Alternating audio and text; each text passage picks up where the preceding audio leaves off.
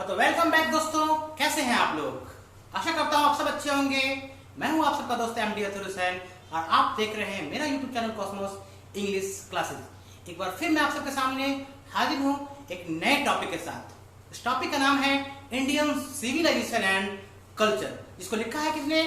महात्मा गांधी जी ने। किसने लिखा है? महात्मा गांधी जी ने लिखा है। अब ये वीडियो किस बच्चों के लिए जरूरी है? जो बिहार बोर्ड 12th के बच्चे हैं उसके लिए जरूरी है। जैसे कि लॉकडाउन चल रहा है और आप सब घर पे बैठे हैं, तो मैंने सोचा कि आप सबके लिए 12th का जो सिलेबस है जिसमें 60% कवर करना है आपको बुक से, तो इसलिए मैंने इस तरह के वीडियोस बनाने शुरू कर दिए ताकि आप घर बैठे इस वीडियो को देखें और इसका बेनिफिट उठाएं और ये सिलेबस को कवर करने में आपके लिए बहुत ही ज्यादा हेल्पफुल साबित हो सके। तो चलिए दोस्तों, इससे पहले मैंने 3 वीडियोस इस चैप्टर के रिगार्डिंग, जिसका नाम है इंडियन सिविलाइजेशन एंड कल्चर, भारतीय सभ्यता और संस्कृति, मैंने इसे अपलोड कर दिया है। अगर आपने अब तक उस वीडियोस को नहीं देखा है तो प्लीज मेरे चैनल पे विजिट करके इस वीडियो को आप जरूर देख लें। मैंने हर एक पैराग्राफ को कवर करने की उसमें बहुत ही बेहतरीन तरीके से कोशिश की है। आई होप आपको वो वीडियो बहुत अच्छे तरीके से समझ में आ जाएगा। तो हमारा जो आज का टॉपिक है वो इंडियन सिविलाइजेशन एंड कल्चर का पैराग्राफ 4 और पैराग्राफ 5 को कवर करेंगे आज इस वीडियो में। वीडियो ज्यादा बड़ा ना हो, ज्यादा समय आपका ना ले, इसलिए मैंने कोशिश किया 2 पैराग्राफ को क्या करेंगे आज कवर करेंगे। इसके वर्ड्स को समझेंगे और साथ साथ इसका क्या हिंदी एक्सप्लेनेशन है, उसकी हिंदी एक्सप्लेनेशन को भी हम क्या करेंगे, कवर करेंगे। तो ये वीडियो आप सब बच्चों के लिए जरूरी है जो 12th के स्टूडेंट हैं और जिन्हें इंग्लिश से हिंदी में ट्रांसलेट करने में प्रॉब्लम अगर होती हो, वो भी प्लीज इस वीडियो को जरूर देखें। तो आज जो हमारा टॉपिक है वो क्या है? इंडियन सिविलाइजेशन कल्चर का पैराग्राफ 4। तो पैराग्राफ 4 में गांधी जी क्या कहते हैं उसे जानते हैं, लेकिन उसे जानने से पहले पैराग्राफ 3 में गांधी जी ने क्या कहा था उसके बारे में हम क्या करते हैं, जानते हैं। तो पैराग्राफ 3 में मैंने बताया था कि गांधी जी का क्या स्टेटमेंट था सिविलाइजेशन के रिगार्डिंग। तो गांधी जी ने सिविलाइजेशन को डिफाइन क्या किया था? Civilisation is that mode of conduct. Gandhi ji ने सभ्यता का मतलब बताया था, सभ्यता व्यवहार की वो अवस्था है, सभ्यता हमारे एक्टिविटी की का वो अवस्था है, पीरियड है जो हमें अपने कर्तव्य के रास्ते की तरफ दिखाता है, हमें अपने ड्यूटी की तरफ दिखाता है। जो भी काम हम करते हैं तो हम उस काम को कितने डेडिकेशन के साथ करते हैं। जैसे मैं टीचिंग करता हूं तो मेरा टीचिंग में कितना इंटरेस्ट है, मैं अपने बच्चों के लिए कितना ज्यादा टाइम स्पेंड कर सकता हूं, तो मेरा डेडिकेशन ही मुझे क्या बताता है, सिविलाइजेशन के बारे में बताता है। और उसके लास्ट लाइन में गांधी ने एक्सप्लेन किया था, गुजराती के लिए सभ्यता का मतलब होता है क्या करना? गुड कंडक्ट, मींस अच्छा व्यवहार करना। गांधी जी कहां से थे? गुजरात से थे। गुजरात के प्रबंधन में उनकी पैदाइश थी। तो गांधी जी गुजराती होने के नाते उन्होंने बताया था अपने राइटिंग में, अपने चैप्टर में इंडियन सिविलाइजेशन कल्चर में, कि गुजराती जो है सभ्यता का मतलब क्या समझता है। तो गांधी जी ने बताया कि गुजराती के लिए सभ्यता का मतलब है अच्छा व्यवहार, चाहे वो बड़ा हो, आपसे छोटा हो या आपके बराबर का हो, सबके साथ अच्छी तरीके से पेश आना, अच्छी तरीके से सलूक करना ही गांधी जी ने बताया था कि गुजराती के लिए रियल मायने में सिविलाइजेशन है, सभ्यता है। तो इस टॉपिक को आज कवर करते हैं। तो यहां कहता है if this definition be correct. कौन सा डेफिनेशन? सभ्यता का मतलब क्या समझाया था गांधी जी ने? अच्छा व्यवहार। तो उसी के बारे में गांधी जी बोलते हैं इफ दिस डेफिनेशन। डेफिनेशन का मतलब क्या होता है? परिभाषा। आपको अगर वर्ड किसी भी इंग्लिश का हिंदी लिखना है वर्ड का, तो आप उसे कॉपी कलम लेकर बैठे और नोट डाउन करते चले जाएं। डेफिनेशन का हिंदी क्या होता है? परिभाषा। गांधी जी कहते हैं if this definition be correct, या इसको आप इज भी बोल सकते हैं तो इज करेक्ट। गांधी जी कहते हैं अगर यह परिभाषा सही है, क्या है? सही है। कौन सा परिभाषा? जब उसने बताया था, वो गांधी जी ने कहा, चर्चा किया कि गुजराती के लिए सभ्यता का मतलब है अच्छा व्यवहार, क्या करना? अच्छा व्यवहार करना। तो गांधी ने बताया कि यह अगर परिभाषा सही है, if this definition be correct then India, तो Bharat as so many writers have shown। Gandhi ji क्या कहते हैं? जैसा कि बहुत सारे राइटर्स ने क्या किया है? शो किया है। शो का मतलब होता है दिखाना, क्या करना? SHOW, शो, तलाबी शो वाला शो। गांधी जी क्या बोला कि as so many writers have shown, जैसे कि बहुत सारे लेखक, बहुत सारे राइटर्स ने क्या किया है? दिखाया है, या बतलाया भी आप बोल सकते हैं। बतलाया है क्या?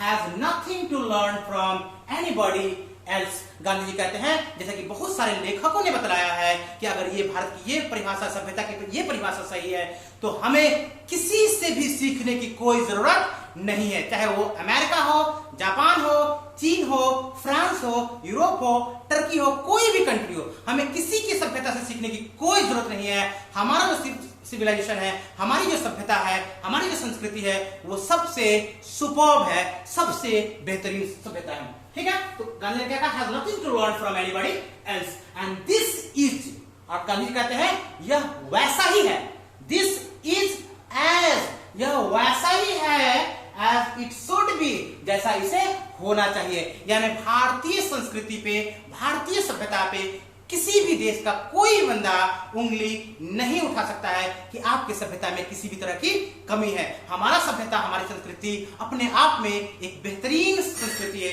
और सभ्यता है। तो इस लाइन को फिर से एक्सप्लेन करते हैं। कहते हैं Gandhi ji, if this definition is correct, अगर यह परिभाषा सही है, देन इंडिया, तो Bharat, as so many writers have shown, जैसे कि बहुत सारे लेखकों ने दिखाया है, बतलाया है, has nothing to learn, कुछ भी नहीं सीखना है, has nothing to learn, कुछ भी नहीं सीखना है, किससे? तो कहते हैं from anybody else, किसी से भी। किसी से भी का मतलब क्या? अपने देश के व्यक्ति नहीं, जो अमेरिका, जो वेस्टर्न कल्चर को फॉलो करते हैं, पश्चिमी सभ्यता को फॉलो करते हैं, उसके बारे में उनका कहना है कि nothing to learn from anybody else, किसी से भी सीखने की जरूरत नहीं है, and this is as it should be, और यह हमारी जो संस्कृति है वैसी ही है जैसे इसे होना चाहिए। ठीक है, अब पैराग्राफ 5 में आते हैं। ठीक है, फिफ्थ पैराग्राफ में क्या कहते हैं गांधी जी, बहुत ही मजेदार लाइन है ये, आप अपने लाइफ में भी प्रैक्टिकली इसको क्या करते हैं, फील करते होंगे, रियलाइज करते होंगे इस तरह की चीज को, जिसका कहीं ना कहीं इंप्लीकेशन है। गांधी जी के लिखने का जो स्टाइल था वो रियली में बहुत ही सुपर्ब था, उनके एक्सप्लेन करने का जो तरीका था वो बहुत ही बेहतरीन था। तो गांधी जी इस लाइन में क्या कहते हैं, इस पैराग्राफ में, वी नोटिस, क्या बोलते हैं, वी नोटिस, नोटिस का मतलब नोटिस करना, जिसे हम क्या करते हैं, नोटिस करते हैं। अब इसका एडजेक्टिव हिंदी होगा सूचित करना, आप बोल सकते हैं नोटिस करना। जैसे आप जा रहे हैं, कोई आदमी अगर आपको देख रहा हो तो आपने उसे क्या किया, नोटिस किया कि वो देखो ना मुझे बार बार क्या कर रहा है, नोटिस कर रहा है, देख रहा है आपको, तो उस बात को क्या करते हैं आप, नोटिस करते हैं। तो नोटिस का आप हिंदी इंग्लिश में ही समझ लीजिए, नोटिस करना। वी नोटिस, गांधी जी बोलते हैं हम नोटिस करते हैं, क्या, वी नोटिस दैट, हम नोटिस करते हैं कि the mind is a restless bird. Gandhi ji ने हमारे माइंड को क्या बोला कि हमारा जो माइंड है, हमारा जो दिमाग है, वो क्या है, एक रेस्टलेस बर्ड है। रेस्टलेस का मतलब होता है बेचैन, जिसको कभी भी किसी भी तरह का आराम नसीब ना हो, वो एकदम बेचैन सा रहता हो। तो गांधी जी ने हमारे माइंड को क्या बोला, किससे कंपेयर किया गांधी जी ने, तो गांधी जी ने कहा कि वी नोटिस दैट, हम नोटिस करते हैं कि our mind is a restless bird, हमारा जो दिमाग है, हमारा जो माइंड है, वो एक बेचैन पक्षी है। कैसी पक्षी है, बेचैन पक्षी है, वैसी पक्षी जो कभी भी चैन से न बैठता हो, यहां से वहां, इधर से उधर क्या करता हो, आता जाता हो। तो गांधी जी ने हमारे माइंड को क्या बोला कि हमारा माइंड एक रेस्टलेस बर्ड है, बेचैन पक्षी है। क्यों बोला, तो गांधी जी ने ऐसा फील किया होगा, रियलाइज किया होगा, एक्सपीरियंस किया होगा, तब तो उन्होंने ऐसा बताया ना अपनी लाइन में कि हमारा दिमाग क्या है, एक रेस्टलेस बर्ड है।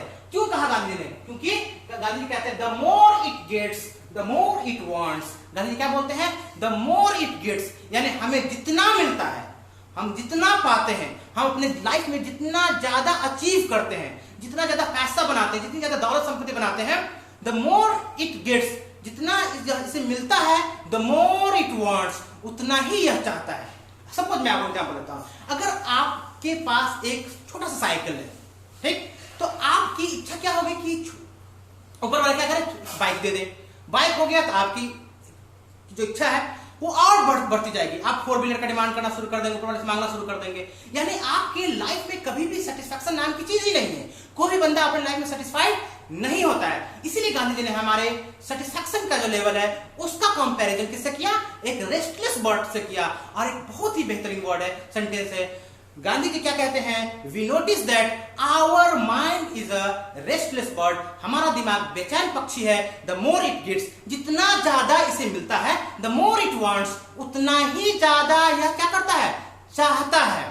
ठीक है, अब फिर कहते हैं एंड स्टिल रिमेन्स अनसेटिस्फाइड, देख रहे हैं क्या लिखते हैं गांधी जी, एंड स्टिल रिमेन्स अनसेटिस्फाइड, और तब भी क्या रहता है, असंतुष्ट रहता है। ऐसा नहीं है कि उसे बहुत कुछ अचीव उसने कर लिया अपने लाइफ में तो वो कहीं पे जाकर रुक जाए, अब वो भगवान से कहे, ईश्वर से कहे, अल्लाह से कहे अब मुझे कुछ लेने की, कुछ होने की लाइफ में क्या है, कोई भी जरूरत नहीं है, उसकी सेटिस्फैक्शन की लेवल कभी भी कमती ही नहीं है। इसलिए गांधी जी कहते हैं एंड स्टिल रिमेन्स अनसेटिस्फाइड, तब भी क्या रहता है, हमारा जो माइंड है, हमारा जो पैशन है, वो असंतुष्ट ही रहता है, मन भरता ही नहीं है। फिर आगे क्या करते हैं, the more we indulge in our passion, indulge का हिंदी अपने लेंगे शामिल होना। और शामिल कैसे एक्टिविटी में, जो अच्छा एक्टिविटी नहीं हो, क्या हो, वो रॉन्ग एक्टिविटी हो, आप गलत कुछ सोचते हैं किसी के बारे में, किसी चीज के बारे में, उसको इंडल्ज करना बोलते हैं, शामिल होना। The more we indulge in our passions, passion का मतलब होता है आपका, आपकी ख्वाब, आपकी इच्छा।